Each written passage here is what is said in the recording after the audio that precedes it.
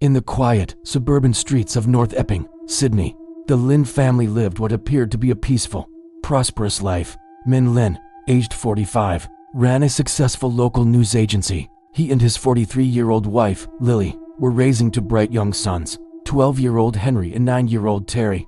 Lily's sister, 39-year-old Irene, also lived with them, a close-knit family unit building their dreams in Australia. But in the early hours of July 18, 2009, that dream shattered into a million pieces, revealing a nightmare hidden behind the facade of familial love. That morning, after relatives couldn't reach them, police entered the Lin family home. What they found was a scene of such brutality it shocked even the most seasoned officers. In their own beds, Min, Lily, Henry, Terry, and Irene had been bludgeoned to death. The weapon, a hammer-like object, had been wielded with ferocious intensity. The house was dark. The electricity had been deliberately cut, plunging the home into a blackness that mirrored the horror of the act itself. There were no signs of a break-in, suggesting the killer was someone the family knew and trusted, someone who had a key and knew the layout of the house. The only survivor was the Lin's 15-year-old daughter, Brenda. She was hundreds of kilometers away on a school trip, blissfully unaware of the tragedy unfolding at home. In a cruel twist of modern fate, Brenda didn't learn about her family's fate from a gentle police officer or a caring relative. She found out through Facebook. A friend sent her a link to a news report, and just like that, scrolling through her feed, her entire world collapsed. Her mother, her father, her two little brothers, and her aunt gone. In an instant, she became an orphan, the sole keeper of her family's memory. As investigators began to piece together the puzzle, suspicion quickly fell on one man, Leon Ben Robert Z, Min Lin's brother-in-law. Z was married to Lily's sister, Kathy.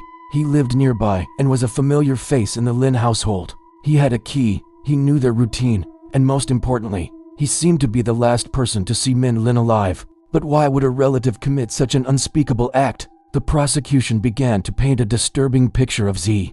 They argued he was a man consumed by bitterness and jealousy, while Min Lin thrived, building a successful business and enjoying a respected status in the community.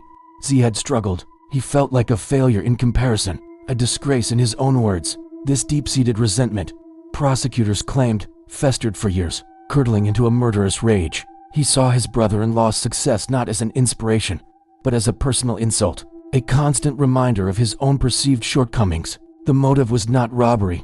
Nothing of significant value was taken.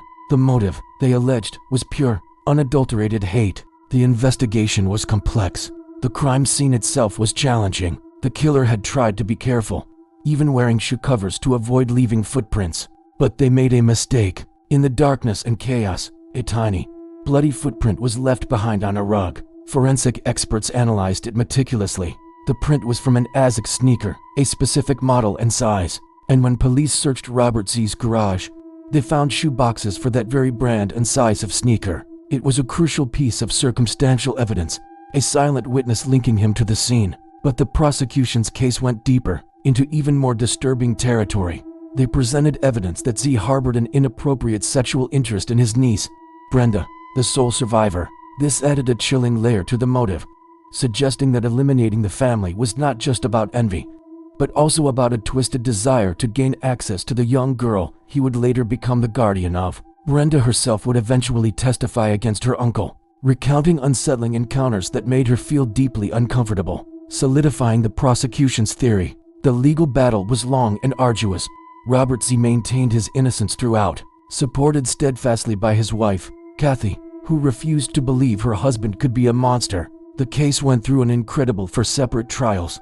The first 2 ended in hung juries, where the jurors couldn't reach a unanimous decision. The sheer horror of the crime and the circumstantial nature of some of the evidence made it a difficult case to prosecute. For years, justice for the Lin family hung in the balance. Brenda, forced to live with the accused killer of her family, was caught in an unimaginable limbo, waiting for the truth to be officially recognized. Finally, in January 2017, nearly 8 years after the murders, a jury found Robert Z guilty.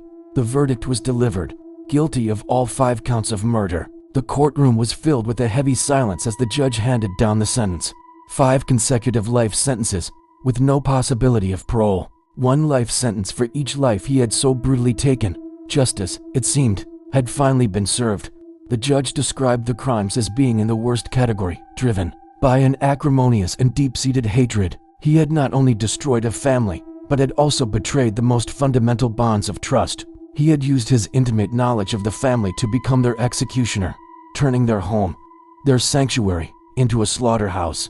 The Lin family tragedy is a story that goes beyond a simple true crime narrative. It's a profound examination of the darkness that can lurk within a family, hidden behind smiles and shared meals. It's a story of jealousy so corrosive it can dissolve a person's humanity.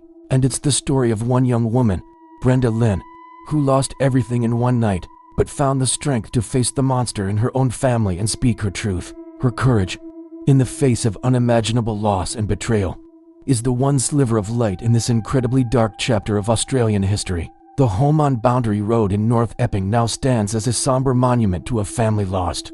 A chilling reminder that sometimes, the greatest danger isn't from a stranger in the dark, but from someone you call family. For more powerful true stories that uncover the human cost behind headline cases, make sure to follow and subscribe to Hollow Voice. Here, we believe truth is told with care, and precious memories are never forgotten. Thank you for watching.